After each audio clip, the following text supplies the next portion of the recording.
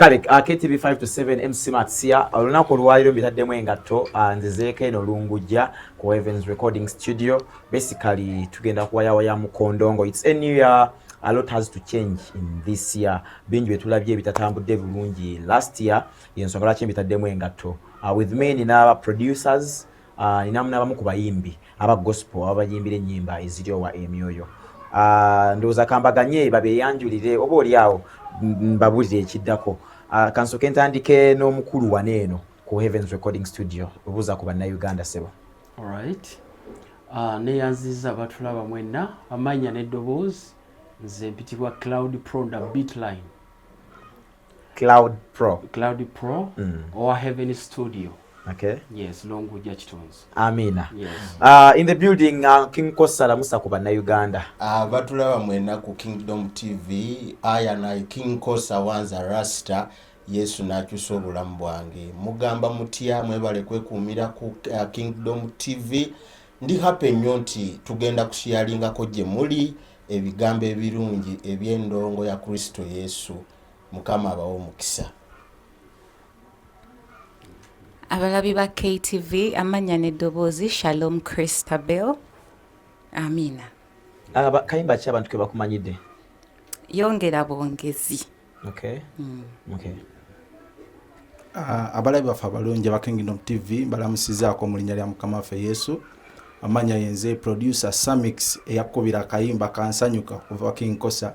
Tusanyusa okubeera wamu nammwe mulindirire ekijja. I want us to be vibed up. It's a new year. Everything is big, and of course you're on the biggest TV evening show around town. Njaga tubeera any vibe. Tuleme kubeera mu kiwolu, you know. Nga tuwozewoze nnyo. First things first. 2025 abana bakubye endongo, abana batadde endongo ate bakyakuba endongo.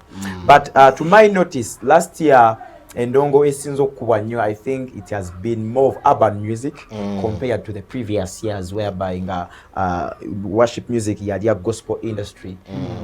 Urban music atulinye nnyo.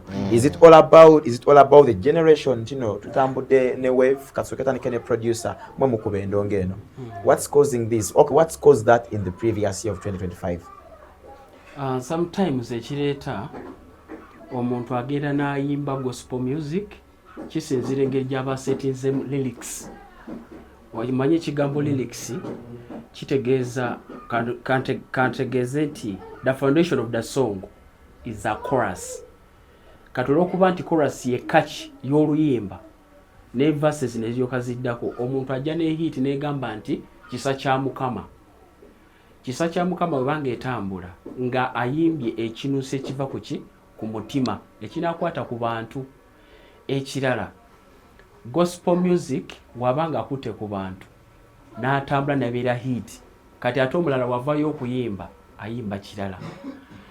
Kiba kikulu nnyo obanga ozimba oluyimba oteekeddwa okuzimba catchy words. Wenjogera catchy words omuntu ekimwanguyira okubaakinga. For example, omwoyo wa Mukama n'amalaka. Woba oyimba olwo oluyimba oba osinza omuntu kimwanguyira okola ki? Okulukuta. Ekireeta sometimes okukka mu beats oba okubeera nga hit ekka tukopa nnyo. Omuntu akwata beat ya dansolo y'ensi n'ateekako gospel music lyrics eza Katonda, naye nga kwa buildingira tekikola makulu. For example, mulimu ebiyimba birina beat oba engoma, kati nga n'oluyimba Mukama ansonyiwe sakata masiita sakata masiita kati oli n'akwata eyo beat n'ateekako lyrics za gospel. I think we have that song in the gospel art. Have you heard that song? Nakawuliddeko akali mu sakata masiita. Olaba sakata masiita oli n'aleeta dayinza okuteekako lyrics ezigamba nti Yesu ye wange Yesu ye wange kamata kwegamba bintu bingi. Kati ate n'ekirala ojo wegendereze ennyimba ez'emabega pambaatira omwoyo omutukuvu bw'abatuuse siyinza kusigala nga bwendi. Up to right now zezikyakola mu church. But I've seen artists do music in this day and era. Ali worship worship music asinza mukama but still bannayuganda balemeddwa okumufuna much as competition y'amaanyi nnyo nti no urban music bamwembracinze nnyo but tulina abaana abakoze real good music worshipingibwako Pastor Brian Lubega akoze music worshipingirako niye Sony akoze music Kwezi Godfrey akoze music worship music worship music naye era tebamwembracinze nnyo I believe the market and the target audience has totally changed and we batandikira okuyimba oba oli awo TV zaali ntono radio zaali ntono means of promoting zaali ntono nnyo ngati nga churches gokago tunowulira music oyo ate nga ne target audience yalingawo already ng'enteeketeeke naye kati SARS neno bikyuse ndo ojja kubaako kusinza King Kosa akuba ensanyuka omwana agambe nze tonsinziza mpa nsanyuka oba okitegeera isn't it kyekiro right now kati mmwe nga baproducer I think let me bounce the question to Samix mmwe nga baproducer ekintu tomugenda kikolera mutya okuggyako oli kyagambye cause nze buli muntu gwe interviewing nga kiyo kyangamba ngoma onakwata yensi n'agituuzaamu kana kapita simanyanga wadde aluyimba ne batuuzaamu ebya Katonda I just feel like I'm tired of listening to that word again and again and again kike tuyina okukola okulabika nga ekisooka kyabyonna kinyinza okusooka okuwabula abayimbi bonna abali like abatulaba nga olimba gospel tulina okusooka okumanya nti gospel music njiri ewedde emirimu nti message gy'ofulumya erina okubanga egenda kukolera abantu ngemaze okukolamu omulimu naye kati weesanga nti ennyimba ziri zetwawulizanga ezasooka eza worship ezo zaabanga zirimu omulamwa ogw'okuweereza eri abantu kozi gospel kitegeeza enjiri naye kati oluyimba we lujja ku mulembe guno gwe tulina tuli ku trend twagala ekintu ekina training nga abawuliriza kye banaanyumirwa banabo omulembe guno abatayagadde kufuna gospel oba ekigambo kya Katonda oluyimba nekibanga kibadde kigoma nga bwe tuyita ebigoma kisobola okubeeramu message ennungi kituzaayo nti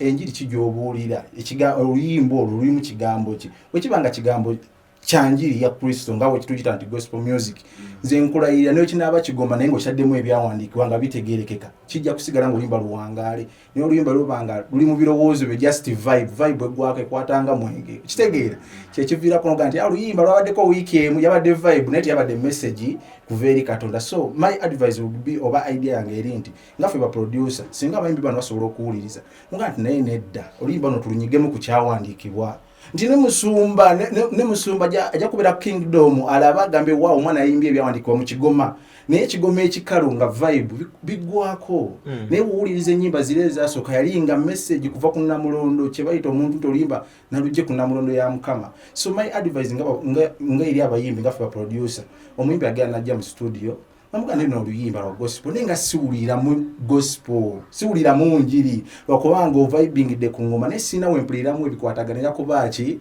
okuba enjiri so nze ndowooza tusome Bible kwa tuli balokole oba oyimba gospel no kubanga oleeta ekigambo that is the good news mu kigoma kyo tuli ku trend mu abani woyo tuzaamu ku byawandiikibwa ebibuulira enjiri oluyimba lujja kuwangaala naye okuyimba obuyimbi sijja kuyimba oluyimba abantu bayinza okunyiigira n'oyimba buyimbi vibe ekoma abanga walagi so nze idea yange eri nti tusobola okuadvising abayimbi n'okubawandiikira ennyimba ne twongeramu ebirungo music n'abanga asobola okuwangaala. I think let's hear from the beautiful lady over there. First things first, how many projects do you have? Worship and neziri, you know? I have a worship song, then zineziri first nayo nga bbiri. Okay. Yes.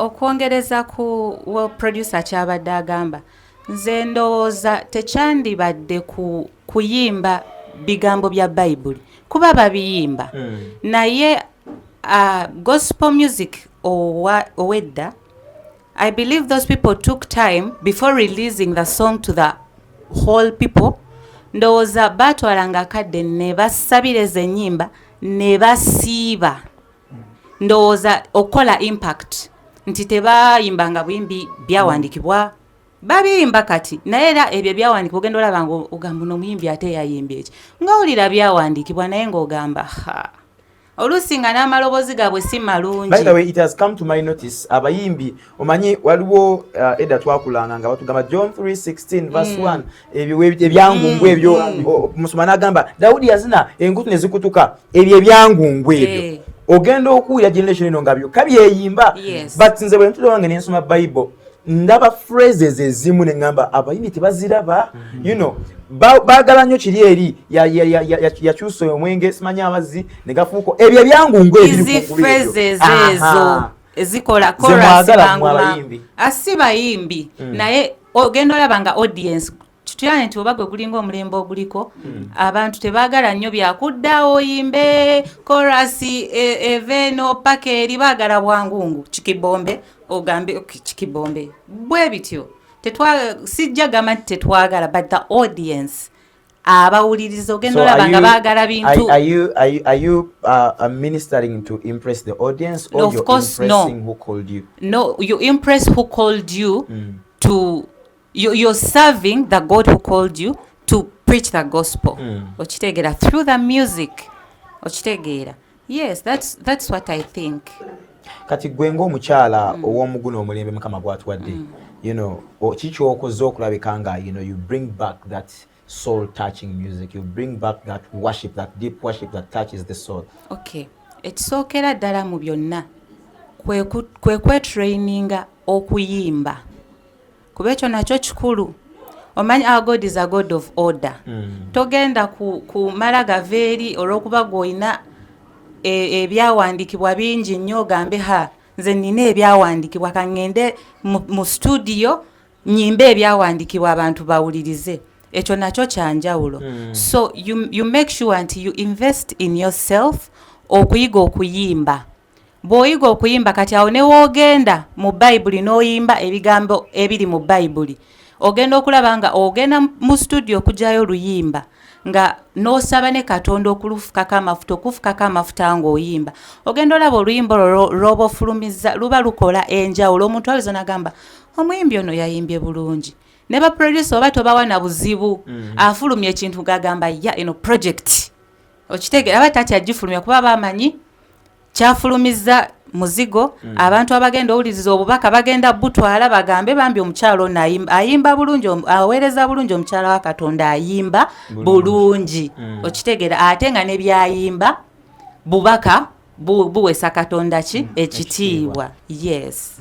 Let's hear from King Kosa. King Kosa okozeeko ennyimba nyingi wakolako n'ekivule mabega kaawe ennaku ezo last year ebintu ebikwasaganya bulungi nnyo n'amaanyi muganda. Ebintu bino byokozeeko birese impact mu kugulumiza omwoyo gwa omubiri oba just naawe okuba ku lwazi nti ogezaako ky'osobola?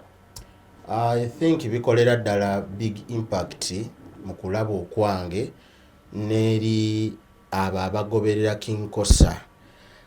First of all mubadde mwogera ku ndongo ey'edda nakati season gye tulimu eno but nze kyendaba kino kigende eri ba presenters n'abayimbi ffenna tuli baweereza ba Kristo Yesu.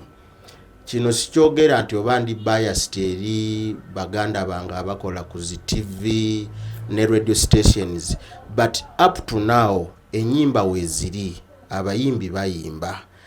Obudde bwakakati bw'otunuulira music wange n'omuwuliriza nga King Kosa omwoyo oyo gwe munoonya mwali bulungi nnyo naye ffe nga ffe ba presenters naffe tuleme okugamba bugambi nti maybe audience eyagala urban music wabula waliwo abayimbi abalina ennyimba ezitali urban naye nga nnungi so tuleme okugamba bugambi nti katugoberere trend eriko kubanga audience gyeyagala wabula ffenna nga bwe tuli baweereza ba Kristo Yesu tunoonye ennyimba ezo kubanga gyeziri. Bwe bw'oba ng'oli DJ ng'olina ennyimba za urban nga mukaaga ku playlist yo tunuulire ennyimba endala ezitali za urban naye nga nnungi zirina ebigambo ebirungi ozikube. Togamba bugambi nti nze show yange ezanyibwako only urban music kubanga abantu yoyo music gwe baagala. N'ennyimba weeziri abayimbi balina ennyimba eziriko amafuta lwakuba nti ebiseera ebimu abaganda baffe tebakitwala nnyo kiraba wabula bo balaba audience kyeyagala nga urban music nti baagala urban katusabule. Okitegedde muganda wange naye nga music gyali nze mwennyini ayogera naawe ndina ennyimba mpitirivu nnyo naye Katonda yanuŋŋamya naga akinkosa obadde ogenda kuba urban naye nedda kola style bweti tekitegeeza nti simanyi okukola urban music naye Katonda atadde ku mutima gwange okola style etali urban kati gwe bw'owulira oluyimba olwo ng'oli DJ lujjeeyo teeka mu playlist yo okuba oluyimba olwo lujja kyusa obulamu bw'abantu ebiseera bya kakati abantu bankubira amasimu n'abatali Uganda wano nga bawuliriza music wange nga bagamba oluyimba nsanyuka bannange lutukola bulungi nnyo. It's not urban music okitegeera so enyimba weeziri naye era naffe tuziwe obudde tuzinoonye. Let's get back to the producers. So Mr. Producer and Samix mwenga ba producer kiche mukola ennyo kiche mugenda okukola ennyo guno omwaka 2026 okulabika nga gospel music asobola okugenda global. Nasooka avaako wanene waka tukoze tunyikizaawo tuwambyewo era endongo ekola ki ewulikika. Are you guys taking notes from international producers? Mwena bye mugattamu because nawulidde kati mwatandise n'okukozesa AI mukozesa AI music n'avaayo nga oli aba flatinga nikivayo nga mutadde bulungi natamanyi kuyimba ne muwe eddoboozi eddungi. Kiki muli mukola this year okulabika nga at least we can scoop international awards music working kosa aveeko wana abeerenga mu Amsterdam akuba abeerenga mu America akuba mu states ez'enjawulo. Kiki mugenda okukola oba kiki muli mukola? Ekisookera ddala nga producer asooka kutunuulira the foundation of the song chorus mulimu theme kikulu kubanga artist abasinga ajja n'ekikye mentality ekyemugamba but theme kiri crucial. Bw'otunulira omusingi theme eteekeddwa okubanga eri consistency. Oluyimba lusobola okutandika ne theme but at the end kitwandiyise oba outro akakomerera yaako nga lufu davudde ku mulamwa. Kati olw'okuba nti nga producer buvunaanyizibwa bwo okusooka okutula ne artist n'osooka owuliriza agwa mu style ki agenda kuyimba ku kikulu so si kuva eri buvi omuteeke ku muzira lumugambe nti yimba.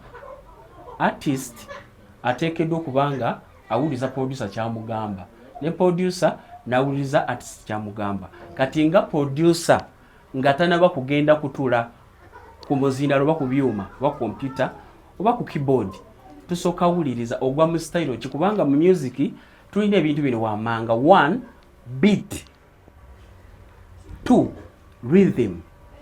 Kati bwe ngamba beat singa njira bwenti omwoyo wa Mukama that is which means ndi ku beat naye bwe mbanga ndi bwenti omwoyo wa Mukama n'amalaka am off beat. Secondly key oyimbira mu key kinga artist osooka n'omuwuliriza nga gwe producer.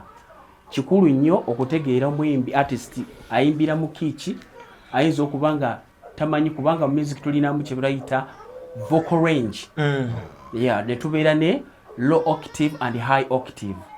Oli ayinza okubanga ayimbira tamanyi kuyimba obanga agamba nti amanyi okuyimba n'atandika okuyimba n'atandikira mu high octave I love you nga tolina ngeri yonna gy'ogenda kola ki kukikwasaganya. Kati nga producer ateekeddwa omugaidinga. Yes. Then n'ekirala njogedde ku rhythm beat and a rhythm. When I'm doing like this you are worthy, that's a beat also. You are mighty, I give my life to you. I'm on the same beat and the same key. So artist omuwa obudde wabakkiriza. Kati nga abayimbi ba gospel ekintu ekibateekeddwa okusookerako kwe kubanga basabira ennyimba wadde nga agenda mu studio nga tanaba. Omuyimbi yali angamba namwe ba producer mubawa nnyo omuba wadde nnyo hard time. In that omuyimbi wajja tugeze recording n'emitwalo 5 najja kituufu ddala nga alina oluyimba naye nga sente zo alina emitwalo 3 mutogenda muwa budde olw'okuba tamaze yameka 5 go ntojja kulaba ensobi olabe kino olabe kiri oleme muwa budde why otunulidde sente ntakumaze ya 5 go omugambye 5 aliisa 3 ndekitegeera namwe mulinga abeetaaga okuddamu okwatuza obulokozi mmwe benyini ba producer tubafukamize mudde mwatule before you proceed. Okay, kakati ekintu ekyo olaba kisinziira omuntu engeri gyazeemu okwogera naawe. Omanyi discipline is the key. Nga Bible bwegamba Proverbs chapter 12 verse 1 it says to learn you must love discipline. It is very stupid to hate correction.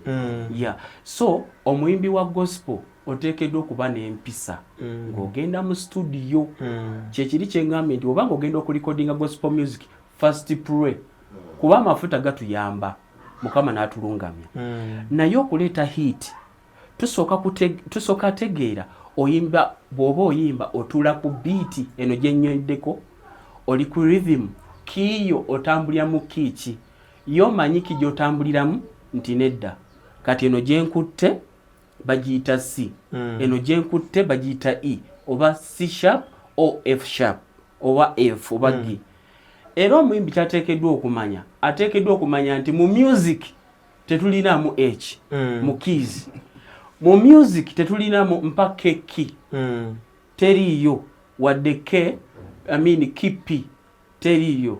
In the music we have na keys tulina C D E F G A B temulimu K temulimu H.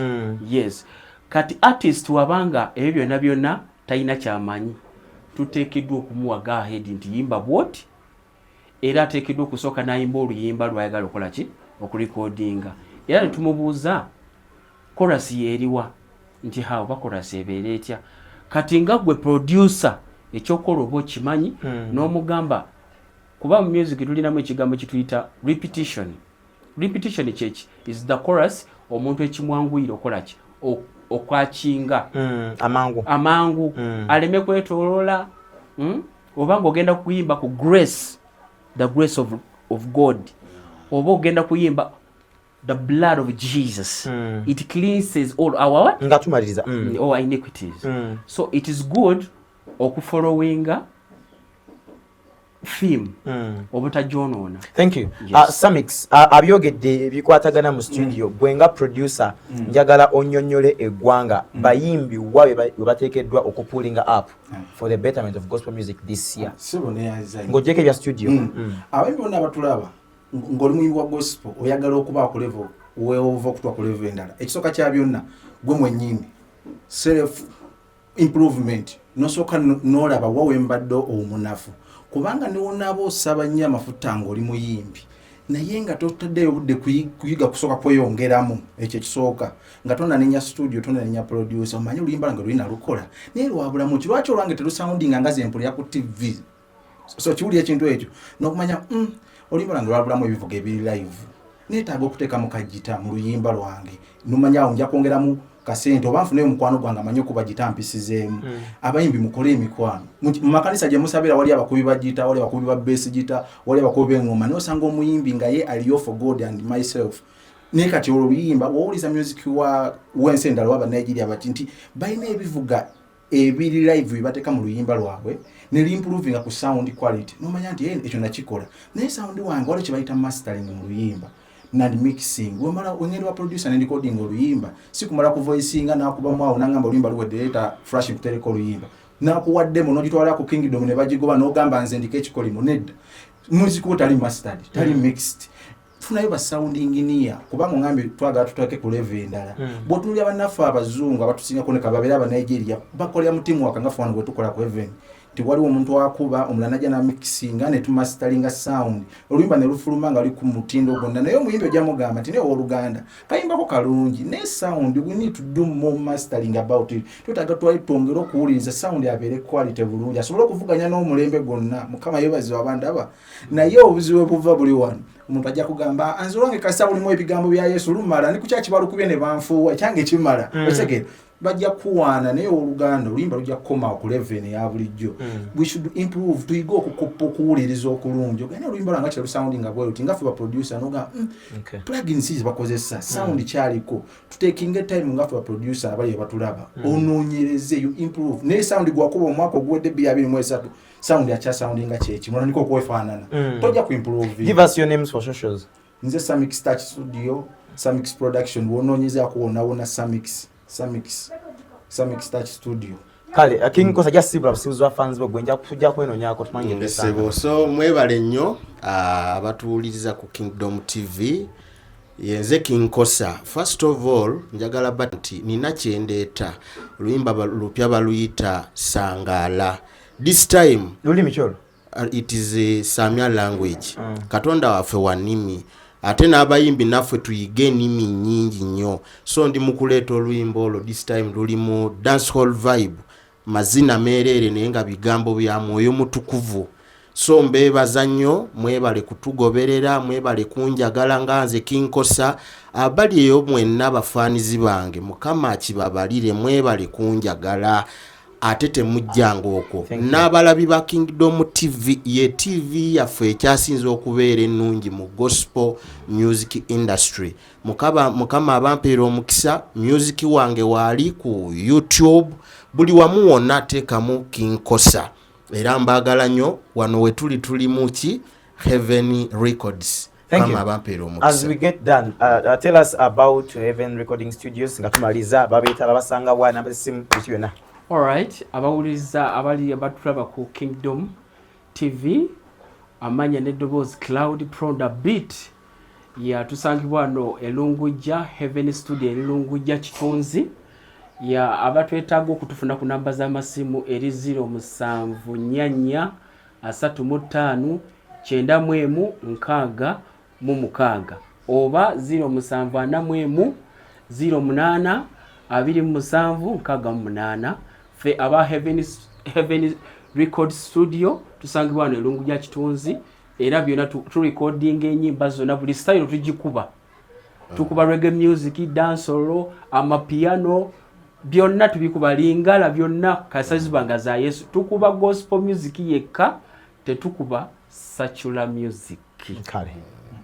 Kale, thank you so much. Tubadde ku Heaven's Recording Studios nkoze ne Big Man Nyanzi live ne producer Grace nzikade ne MC Mats live. Sign up.